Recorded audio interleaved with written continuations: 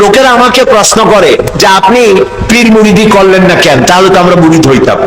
অনেকে বলে, সিলেটে বহুবার আমাকে বলেছে যে পীর মুরিদি করেন, আমরা মুরিদ হই।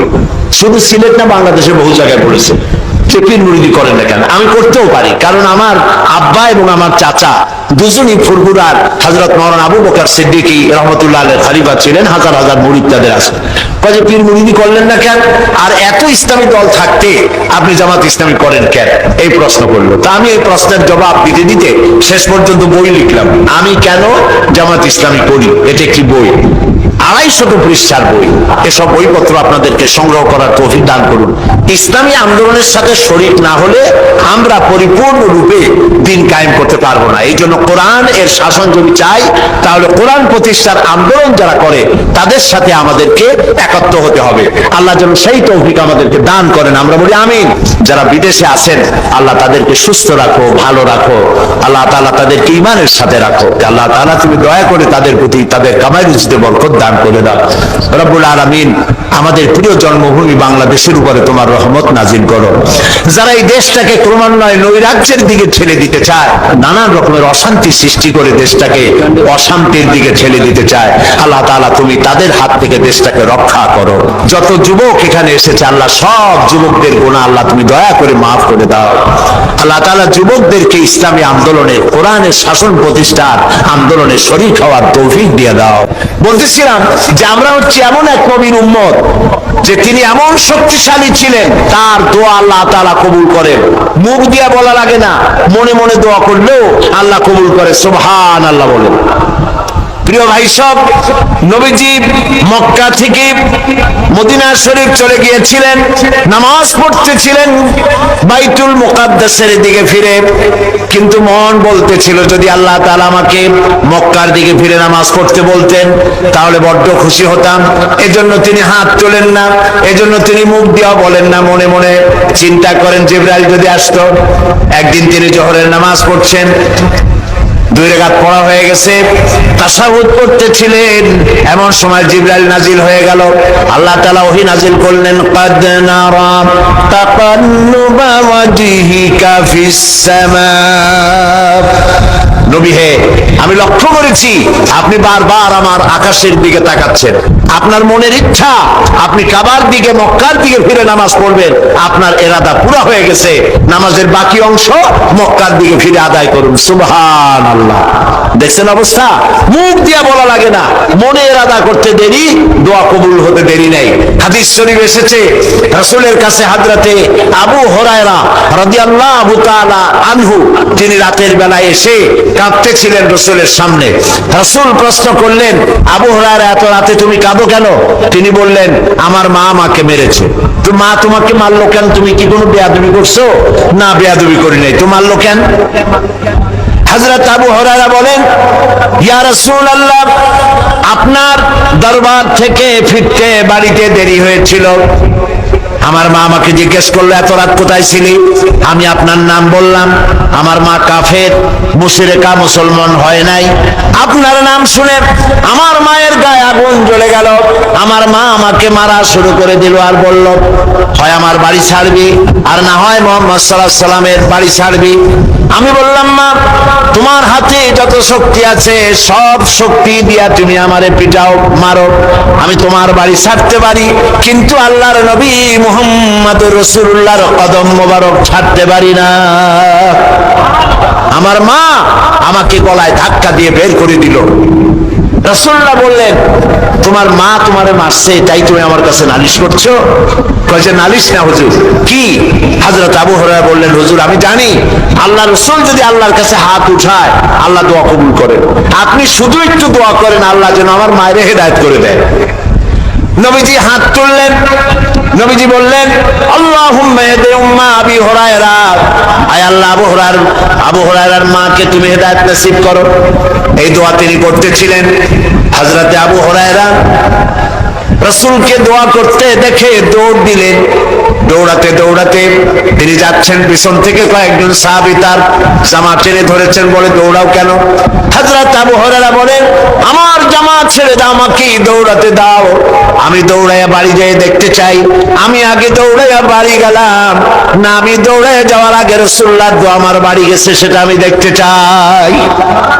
হযরত আবু হুরায়রা ঘরের কাছে গিয়ে দরজায় গিয়ে নক করেছেন, ভিতর থেকে আওয়াজ এলো, কে? তিনি বললেন, মা, আমি তোমার ছেলে কলিজার টুকরা আবু হুরায়রা ফিরে এসেছি।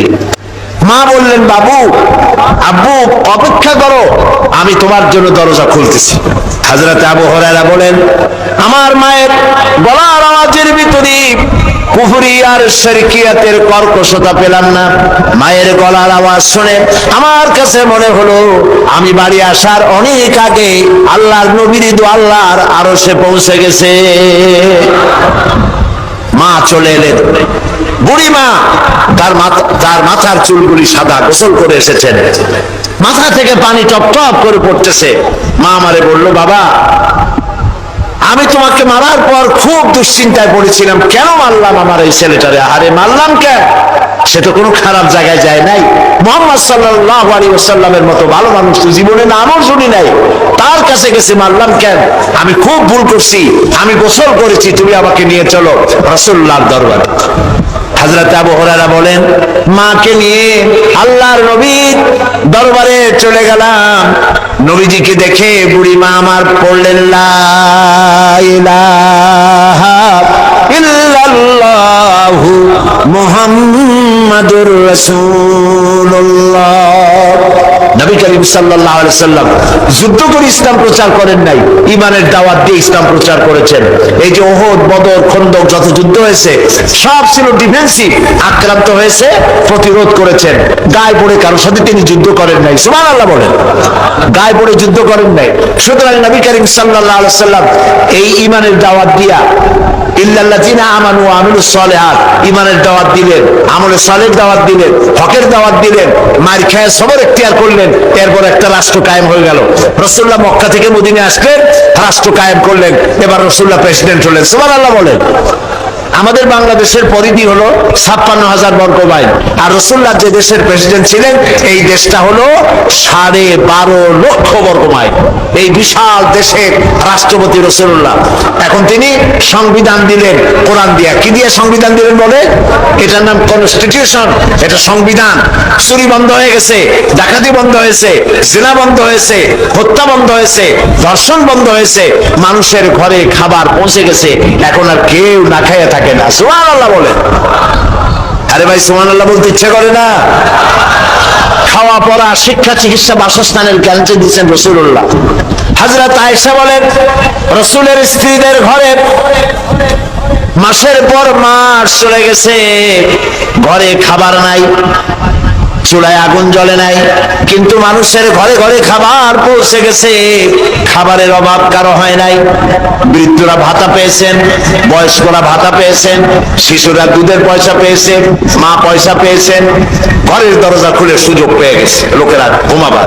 আল্লাহ তাআলা বলছেন, ইসলামের যখন বিজয় আসবে, ইযা জা নাসরুল্লাহি ওয়াল ফাতহু ওয়া রাআইতান নাসা ইয়াদখুলুনা ফি দীনিল্লাহি আফওয়াজা, যখন দেখতে পাবে ইসলামের বিজয় এসেছে, তখন চতুর্দিক থেকে লোকেরা দলে দলে ইসলামে গ্রহণ করবে, ইসলামে প্রবেশ করবে।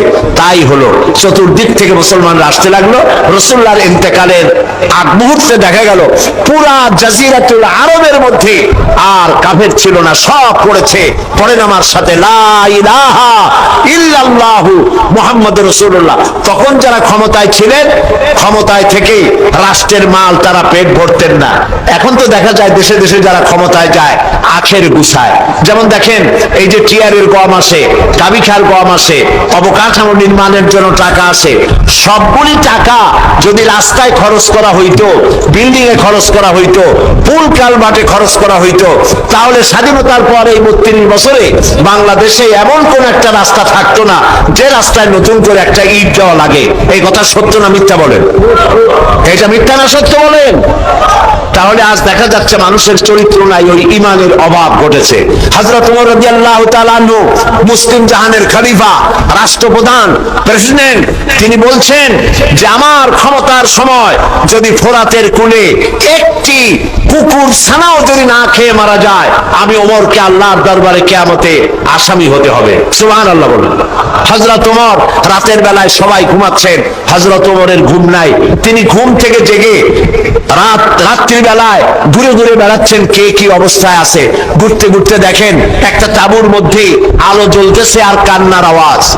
আস্তে করে কাছে গেছেন, যে দেখেন একটা মেয়ে লোক কি জন্য রান্না করতেছে আর বাচ্চাগুলি পাশে বসে কান্দে। তিনি ভিতরে ঢুকে বললেন, আচ্ছা মহিলা, তুমি এত রাত করে রান্না করতেছো কেন? এই বাচ্চাগুলি ক্ষুধায় কাঁদতেছে, যদি তুমি সন্ধ্যা রাত্রে রাঁধতে তাহলে তার অসুবিধা হতো না। মেয়ে লোকটি বলছে, পথিক আমি তো তোমার চিনি না, তুমি তো আমার এইভাবে শাসন করতে পারো না। এই যে বাচ্চা ছেলেমেয়েগুলি আর আমরা মদিনার লোক না, পার্শ্ববর্তী দেশ থেকে আসছি মদিনা গভর্নমেন্টের কাছ থেকে সাহায্য নেওয়ার জন্য। ভিড়ের কারণে খলিফার কাছে যাইতে পারি নাই। আমার ছেলেগুলি 2-3 দিন না খাওয়া, আর এই যে হাড়ি, ওর মধ্যে কোনো গোশত না, পানি আর পাথর দিয়ে নাড়াচাড়া করতেছি যাতে বাচ্চারা বোঝে যে গোশত রান্না করতেছি। বলেছি যে একটু অপেক্ষা করো, রান্না হইলে খাইতে পারবা। কিন্তু বাচ্চাগুলি এত ক্ষুধার্ত, কোন রকমেই তারা আমার কথা শুনতে চাচ্ছে না, কাঁদতেছে। হযরত ওমর বলেন, এটা শুনে আমার মনে হলো যে আমার পায়ের তলা থেকে মাটি খসে যাচ্ছে। হযরত ওমর বললেন, মা তুমি একটু অপেক্ষা করো, দেখি আমি তোমার কোনো উপকার করতে পারি কিনা। হযরত ওমর দৌড় দিলেন। ইতিহাস বলছি, গল্প না। হযরত ওমর বাড়িতে চলে গেলেন। বৃদ্ধ হযরত আসলামকে ডাকলেন, বললেন, আসলাম বস্তা নিয়ে আসো, বাইতুল মালের দরজা খোলো, বস্তার ভিতরে আটা ঢুকাও, পেঁয়াজ ঢুকাও, তরি তরকারি ঢুকাও। ঢুকাবার পরে বললেন, বস্তা বন্দি করে দাও। বস্তা বান্ধা হলো। হযরত ওমর বলেন, আসলাম রে, এবার এই বস্তাটা আমার মাথার উপরে উঠায়া দাও। হযরত আসলাম বলছেন, আমিরুল মুমিনিন, এই বস্তা বহন করার জন্য আমি খাদেম তো উপস্থিত আছি। হযরত ওমর বললেন, না, আজকের বোঝা আমার মাথায় উঠাও, কারণ কিয়ামতে তোমাকে আসামি বানানো হবে না। যে দৃশ্য আমি দেখে এসেছি কিয়ামতের দিন, এর জন্য আল্লাহ আমাকে আসামি বানাবেন। আমার বোঝা আমার মাথায় উঠাও। আটার বস্তা মাথায় নিয়ে হযরত ওমর দৌড়তে লাগলেন। অর্ধেকটা পৃথিবীর প্রেসিডেন্ট হযরত ওমর আটার বস্তা মাথায় নিয়ে দৌড়াচ্ছেন। তাঁবুর কাছে গিয়ে বস্তা ফালালেন। বস্তা খুলে আটা বের করে বললেন, মা রুটি বানাও। নিজে তরকারি কুটলেন, রান্না হয়ে গেল। তিনি বললেন, বাচ্চাদের আমি খাওয়াই, তুমি তোমার মতো খাও। 2 বাচ্চা 2 উরুতে নিয়ে হযরত ওমর বাচ্চাদেরকে রুটি খাওয়াচ্ছেন। মহিলাটি লক্ষ্য করে দেখলেন যে হযরত ওমর রাদিয়াল্লাহু তাআলা আনহু বাচ্চাদের খাওয়াচ্ছেন আর তার চোখ দিয়ে পানি পড়তেছে, দাড়ি ভিজে ভিজে পড়ছে। মহিলা বললেন, পথিক তুমি যে কে, আমি তো তোমারে চিনি না, তবে আমার মনে হয় এই দেশের বাদশাহ ওমর না হইয়া তোমার মতো মানুষ যদি বাদশাহ হইতো তাহলে আমাদের কপাল বোধহয় আরো ভালো হইতো। হযরত ওমর এই রাতের বেলায় মহিলার কাছে নিজের পরিচয় দিয়ে বাহাবা দিতে চাইলেন না। তিনি বললেন, মা আগামীকাল তুমি খলিফার দরবারে যাবে, সেখানে তুমি আমাকে দেখতে পাবে, আমি সেখানে তোমাকে বেশি কিছু দিতে চেষ্টা করব। মহিলা পরের দিন হাঁটতে হাঁটতে চলে গেছে খলিফার দরবারে। যায় দেখে চেয়ারের উপরে যিনি বসা, রাতে যিনি আটার বস্তা মাথায় করে নিয়ে রান্না করে বাচ্চাদের কোলে করে খাওয়াইছেন, তিনিই তো খলিফা। মেয়ে লোকটি থরথর করে কাঁপতেছিল। কাছে গিয়ে বলছে, আমিরুল মুমিনিন, আমি তো ভুল করেছি, আপনাকে কষ্ট দিছি, আল্লাহর রাস্তায় আমারে মাফ করে দেন।